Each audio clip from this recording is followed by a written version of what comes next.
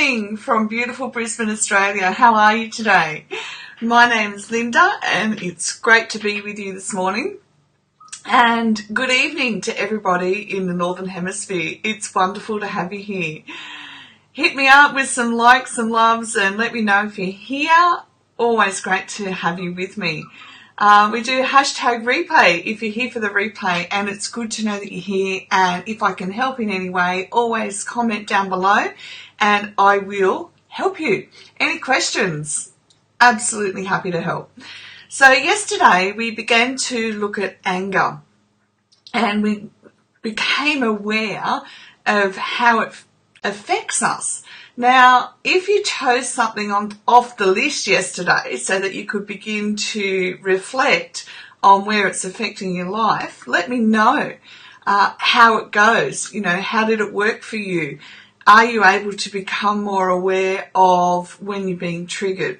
Which is what we're going to look at today, actually. How do we go about examining and, well, dealing with anger too? How do we avoid our anger triggers? Now, we do need to have in place what we were doing yesterday. Otherwise, we're not going to begin to recognise what our triggers are. We would just keep going off like a frog in a sock, and, you know, you're driving down the road and all of a sudden, you know, the car next to you cuts in and you let go with a few expletives, and next thing you know, after the expletives are over, the kids start crying and on and on. It's easy to hook into the anger channel, you know. Let's go surfing down the anger channel because it all started with one innocuous action by somebody else. So what we need to do is become aware of the things that are triggering us. And also for us personally, if we have things that we're avoiding looking at for ourselves, like taking care of ourselves. So tiredness, I mean, that's a big one in motherhood. Tiredness is like number one trigger especially for a new mum. When you've got a baby that feeds every 2 or 3 hours, believe me, the brain's not engaged at all. You just get up and down and change and feed and up and down. And then if you've got a baby that actually feeds very slowly, oh my goodness. Yes, that is very tiring too. And for some of us, breastfeeding can be very tiring. For me, for my first child, I had to feed every 2 to 3 hours, and then it'd take an hour to feed. I didn't actually know right at the beginning how hungry he was. So that's a whole different chat show. But what you need to be aware of is if you're tired, then anger can be a default button just to try and protect yourself from the outside world because you're exhausted. Tiredness doesn't cut it, let's face it, exhausted.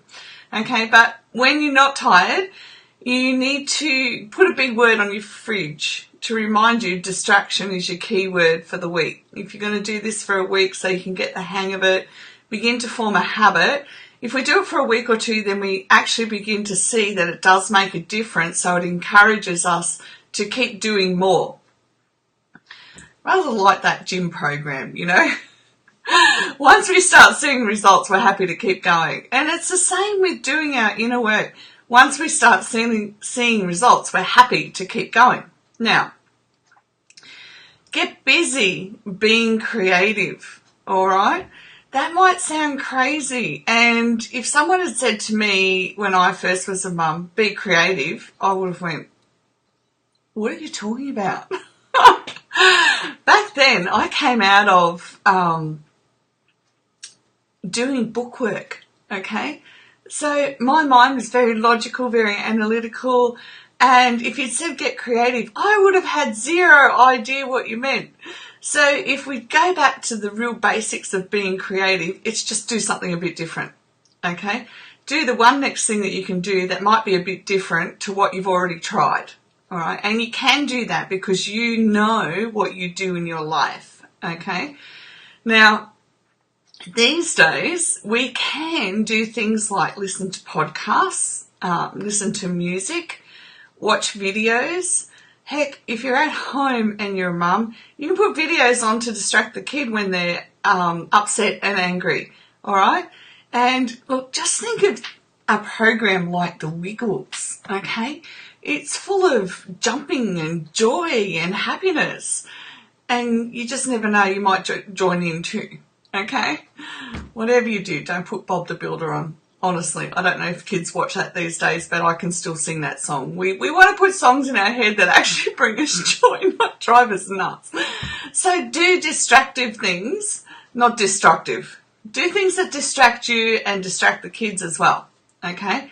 And sometimes you just need to be distracted so you can sit down, the kids are enjoying half an hour of the Wiggles, and you can go, right, I really have to be intentional about getting some rest.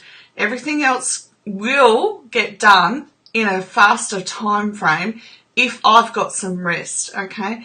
Because our cognitive functions won't function if our brain is so overtired, okay? So I challenge you to do something creative, like sit down, put a video on for the kids, okay? Have everything there for them, and you're allowed to say, no, mummy needs a rest, okay? Watch a video, but mum needs a rest, all right? And literally, even if you can only what I call catnapping, which is just shut your eyes for half an hour and tune out your thoughts and just go and focus on you, like do deep, slow breathing, just focus on you and let your brain relax, because our brain keeps reacting to the stimulus around us, okay? Have I got this done? Am I doing this? Etc., etc., etc. And it can be endless, and we really need to focus on getting our fresh breath back in, our inspiration, okay? So if you're really struggling to do something like that, look at it this way. When we're expired, we're dead, okay? So you want to get some breath into you to be inspired so that you can look at something creative, doing something different to achieve a better outcome for whatever's happening for you, okay?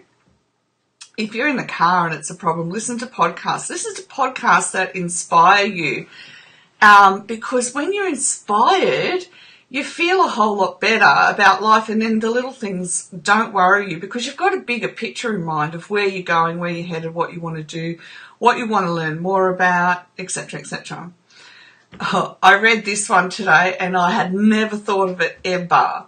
But if anger is a really big problem, either it's for you or your partner, then pick a sum of money that you would hate to lose, okay? So you can't afford to lose this sum of money. Say $500. Give it to a friend, and if you get angry, you don't get the money back, right? You just don't get the money back. I freaked out. I was like, oh my goodness. That'd certainly work. That'd certainly make someone be disciplined to go, right, I have to not lose my temper, okay? And losing your temper is just when you're out of control and you lose 25% of your intelligence, and most of us can't afford to lose that, okay?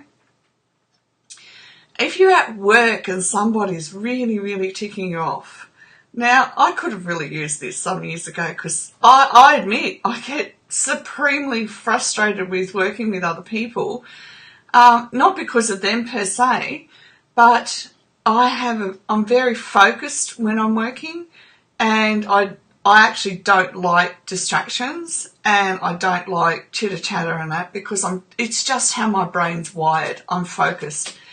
So I learned to do it differently. So the suggestion is, if you've got to go into a meeting and someone that's there ticks you off, then let them know that you've got a phone call coming through because there's a sick relative, or, your partners might need you for whatever reason.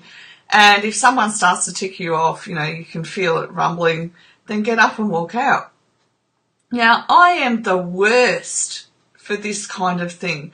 If I get cranky, it just shows all over my face. I can't hide it for the life of me. But that comes with having integrity too. You just, you try, but you are who you are, and you've got to learn to manage it, okay? So in I would just get up and walk away if people were talking, just so I could breathe and calm down, okay, and refocus on what I needed to focus on. It's hard. It's challenging. We're human, okay, and we've got to give ourselves some slack, okay. We're not perfect, and we don't need to be, okay, because if we try and be perfect, then we're just not teaching our kids how to embrace life at all. We're saying you've got to come up in this cookie cutter mold. Now, that's just not going to work for you at all, especially if you have more than one child, because they're all different. Trust me, they're all different. If all your kids are the same, wow. I've never seen it in any family. Every kid is different. So figure out a work distraction that's going to work for you. And if you need to get up and go to the loo, just to breathe and let it go, knowing that those things and other people are outside of your control. You just need to go and do what you've got to do for work, okay? And perfection, distraction, the first thing is you've got to admit that you are trying to have perfection around you. Let it go. It causes you more stress than anything in this world. And it's really being able to change your thought process and your ideas around it. But just to give you a perfection distraction for the moment, breathe 5 seconds in and 5 seconds out and start focusing on what matters for you in your heart, not what your thoughts are telling you, okay? Break it down. Break it down into little pieces. What matters? What is the focus? What do I have to have done first, and everything else can wait? And that prioritizes things, so we let go of the perfection, okay? And motherhood, changing it up. I had to put this one in. And this links back into getting creative as well. There was one day my kids were just driving each other nuts. So they were driving me nuts.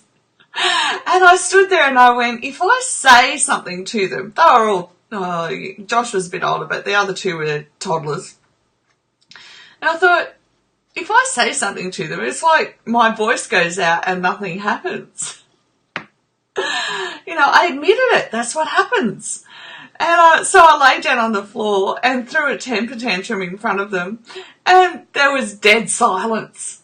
Absolutely dead silence when they looked at me. And you know what? Even though they didn't have the verbal ability to say anything, their actions for the next 3 or 4 days they were all really well behaved because they could see a parent out of control. All right? So then they can look at themselves and know when they're becoming out of control. Sometimes we've got to model their behaviour, in order that they can see it as well. Remember, not everybody learns in the same way. So I'm a very visual learner and auditory. I don't do well with sitting down with books in front of me. I actually prefer to listen and absorb it, or watch and I absorb it much better. So if you've got kids that are like that, then they're going to need you often to model behaviour. So even with Joshua, and it comes down to little things like I'd say to him, time to tidy up your toys, right? So we're looking at 4 or 5-year-old. The ability to comprehend what you're saying is obviously there, but it never worked for him. And he would get frustrated. And in the end, I went, this isn't working. So I flipped it around. Okay, I flipped around what I was saying, and I also modelled to him what I needed done. So I would go and start picking up the toys and putting them in the box and saying to him, let's grab a toy, put it in the box, okay? And he would happily do it. There would be no emotional frustration for him. There would be less frustration for me because I didn't understand why he didn't understand a directive. Me asking him, can you do this please? And it changed things around for us in a big way. So I learned that to model behaviour to him in that manner, to show him so he could see what I was trying to say, meant more for him than just speaking words, obviously. So I want to empower you as their parent, as their mum, that you see them every day and you know them intimately. So think about, now this is totally the other way, the opposite end of the spectrum. If somebody that you know comes out of a marriage or relationship and says it was abusive, you don't know what goes on behind those closed doors, right? Well, it's the same with motherhood. You're the only one that knows what your kids are like deep down within themselves. You're the only one who can uncover and discover what's ticking them off and how to go about it differently. And look, sometimes there's a whole, I don't know if it's a movement, but there's a whole way of parenting where, they speak very calmly, etc., etc. That's great. Sometimes that works. Great. Consistency, wonderful. But sometimes as a parent, we've got to change things up. We've got to be prepared to do things differently. And I think as mothers, we struggle to do that because we have a perception that we have to keep doing it the same way as everyone else to get the results they're getting. And we don't. We've got to modify everything we do to affect and impact our children. And believe it or not, you are the expert on your children. Okay? And I spoke to you earlier on about tiredness. I really, really, really want you to look at tiredness. I know in Australia, and if you've got a young baby and they're not sleeping through properly, there are a lot of resources that you can tap into. So I want you to go and see your doctor and tell them what's happening for you, okay? And often mothers who are the strongest won't go and get help until they're right at the end of their tether. So don't do that. Go now, explain what's happening, because then you're going to be able to get some help that you really need, all right? Don't keep doing life on your own. We do it together in order that we can do it as a community and help one another, okay? I hope you gain a lot of ideas from that will help you in your day-to-day life with anger, with distraction, and getting some support and help for you, okay? And if you're a grandma, you can absolutely apply creativity into how you manage anger in your grandchildren and in yourself as well, okay? All right, that's all for today. Have a wonderful, wonderful evening or a day wherever you are, and I will see you the same time tomorrow. Bye for now.